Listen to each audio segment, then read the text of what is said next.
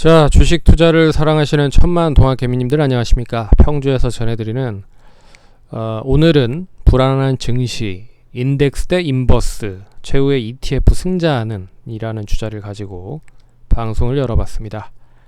좋아요, 구독하기, 알람 설정 해주셔서 감사드리고요. 본격적으로 방송 진행하겠습니다. ETF라고 하는 상품이 있습니다. 이제 상장 지수 펀드라고 해서 펀드인데 이제 시장에 상장이 되어 있는 그런 상품이라고 보시면 됩니다. 그래서 기초자산을 어디에다 두고 있느냐에 따라서 그 기초자산을 바탕으로 해서 수익이 나는 그런 종목이다라고 생각을 하시면 될 것 같습니다. 참고로 수수료가 좀 많이 낮고요. 그리고 세금도 그렇게 면제로 알고 있는 부분들이 있습니다. 그래서 혹자는 이 워렌 버핏이나 다른 피터 린치나 다른 투자자들, 이제 미국의 현자라고 하시는 분들이 가장 좋은 상품이 뭐냐라고 봤을 때 지수를 추종하는 ETF 상품에 나는 투자를 할 거다, 이런 이야기를 많이 한 것처럼 ETF에 대한 관심이 그래서 많아지고 있다라고 생각을 할 수가 있습니다. 그래서 우리나라도 ETF가 엄청나게 많이 상장이 되어 있습니다. 대표적인 부분으로 얘기를 해드리면 이 코덱스라고 이렇게 쓰여져 있는 그런 상품이 있습니다. 이 코덱스는 삼성 투자 자산운용에서 만든 상품의 대표적인 상품이라고 생각을 하시면 될 것 같고, 이제 어떤 기초자산을 두는지에 따라서 뒤에 상품명이 좀 틀려진다라고 생각을 하시면 될 것 같습니다. 그래서 코덱스 200에 대한 중소형, 그러면 중소형 쪽 200개 종목이 중소형 쪽에 많이 치중이 되어 있는 그런 상품, 기초자산을 두고 있는 그런 상품이다라고 생각을 하시면 될 것 같고, 그리고 ESG, 이제 ESG 관련된 업체들 200개, 그리고 여기 보시면 다양한 MSCI 코리아, MSCI는 이제 모건 스탠리 쪽 관련된 지표 관련된 부분으로 연결이 될 수 있는 부분이고, 그리고 원유 선물, 그리고 다양합니다. 삼성 쪽 관련된 그룹 쪽 관련된 상품도 있고요. 그리고 농산물, 2차 전지, IT 그런 쪽으로도 상품이 형성되어 있습니다. 그리고 타이거라고 하는 그런 그런 상품이 있는데요. 타이거는 이제 미래에셋 자산운용에서 만든 상품이라고 생각을 하시면 됩니다. 그래서 쉽게 말해서 어떤 자산운용사에서 만들었는지에 따라서 상품에 대한 이름이 틀리다라고 생각을 하시면 될 것 같습니다. 네, 그리고 KOSEF, 소리나는 대로 읽으면 코스프라고 하는 부분인데, 여기는 잘 아시는 분들도 있겠지만 이제 키움 자산운용 쪽에서 만든 상품입니다. 그래서 상품마다 좀 틀린 그런 흐름들을 보이고 있다라고 생각을 할 수가 있는 부분이고, 그럼 이제 앞에서 얘기를 해드렸듯이 인덱스와 인버스로 나눠서 볼 수 있는 거죠. 쉽게 말해서 인덱스는 시장이 올라간다라고 하는 포지션으로 베팅을 한 거다라고 생각을 하시면 될 것 같고, 인버스는 시장이 떨어진다라고 했을 때 베팅을 한다라고 생각을 하시면 됩니다.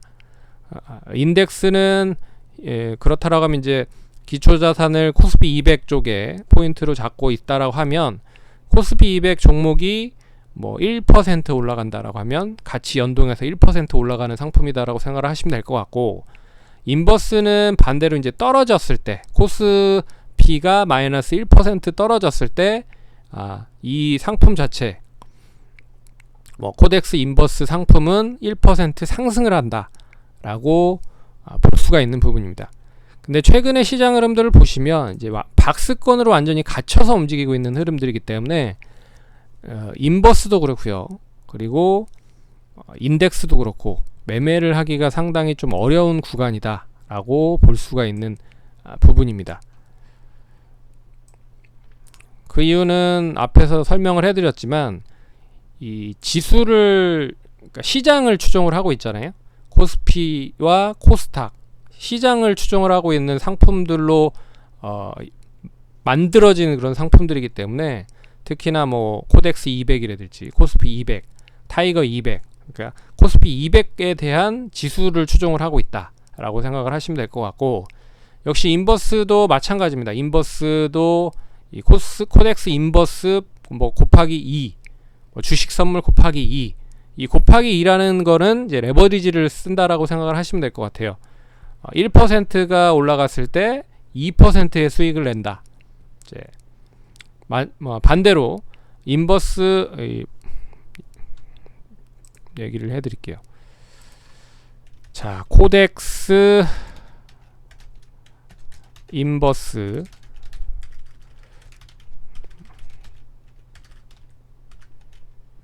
인버스가 있고요.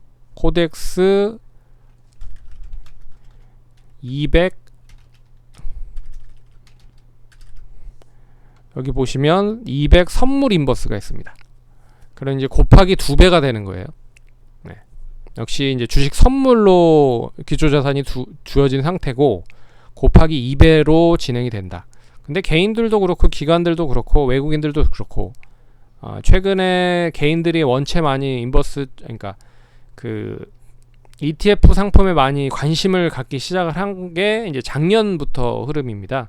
그래서 작년에 시장이 뭐 좋지 않았기 때문에 공매도가 원활하게 개인들이 투자를 못하는 시점이 이어지고 있는 부분에서 그러면 이제 하락 쪽에 베팅을 해서 수익을 낼 수 있는 구조의 상품이 뭐가 있느냐 를 놓고 봤을 때 가장 쉽게 접근했을 수 있었던 부분이 바로 인버스 상품이었다라는 거죠. 그래서 시장이 작년 이제 2월 코로나 사태가 이뤄지면서 이게 본격적으로 빛을 발하기 시작을 합니다. 그래서 5,800원짜리 이 코덱스 200 선물 인버스가 12,800원까지 올라가죠. 그러니까 그래서 제가 말씀드리고 싶은 거는 최근 흐름 자체가 박스권으로 갇힌 흐름이잖아요. 시장 자체가. 이런 흐름에서는 수익을 내기가 한계가 있다. 변동성이 상당히 커지거나 그러니까 높아져야 결국에는 수익이 많이 날 수 있다라는 부분으로 해석을 할 수가 있다는 거죠. 그래서 한쪽 방향으로 엄청나게 상승을 많이 하거나 아니면 한쪽 방향으로 엄청나게 많이 하락을 하거나 라는 부분으로 볼 수가 있다는 부분입니다. 그래서 지금 시점에서 ETF를 매매를 하시는 분들 같은 경우에는 상당히 매매하기가 어려울 것이다. 끼케야 뭐 아래 위에 뭐 4, 5% 정도에서 왔다 갔다 하는 그런 정도의 수준 흐름이 이어지고 있다라는 거죠. 그래서 지금 시점에서의 방향보다는 확실한 방향성을 잡고 나서 투자를 하는 게 조금 더 수익을 낼 수 있을 확률이 높을 것이다 라고 볼 수 있을 것 같습니다.